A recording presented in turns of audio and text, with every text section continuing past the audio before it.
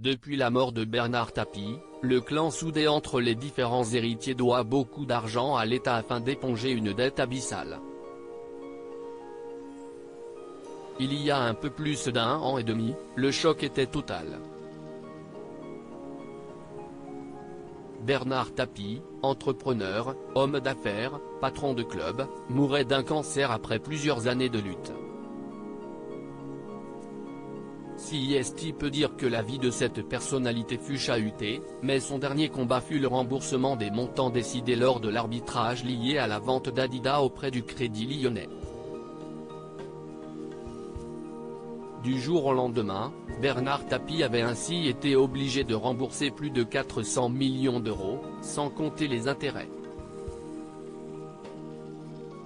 Un montant de dette exorbitant pour Dominique Tapie, une somme qui a depuis été remboursée, confirme son épouse, Dominique Tapie, au magazine Paris Match, un mois avant qu'il parte. Je le revois encore faire ses comptes. Il avait calculé qu'en vendant ses actifs, il pourrait totalement rembourser ce qui lui avait été alloué lors de l'arbitrage, ce qui a d'ailleurs été le cas.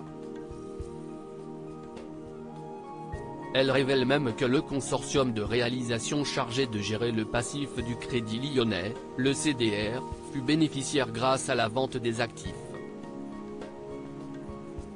Elle regrette qu'à cette occasion, quasiment aucun média n'en ait parlé. Le seul média qui en a parlé, CIST Le Canard enchaîné qui, pourtant, n'a jamais été très tendre avec mon mari. Mais les sommes du restent encore très importantes pour les héritiers de Bernard Tapie, puisqu'il faut également rembourser les intérêts, qui s'élèvent à ce jour à 642 millions d'euros. Comment pouvions-nous imaginer une chose pareille ? Nous n'avions pas de contrat de mariage, nous étions donc d'office placés sous le régime de la communauté. Bernard Tapie était patriote, français jusqu'au bout des ongles de fait. Ce statut l'oblige donc à rembourser les dettes de celui qui fut son mari. Quand on a gagné l'arbitrage en 2013, je lui ai dit que, après ces années de galère, il faudrait qu'on fasse un contrat de séparation des biens, car j'avais moi aussi été mise en liquidation.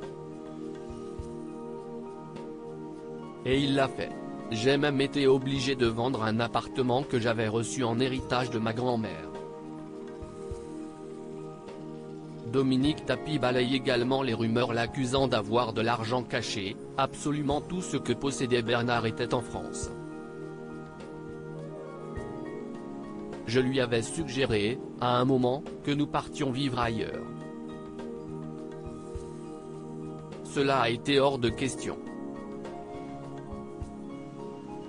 Il était très patriote, français jusqu'au bout des ongles.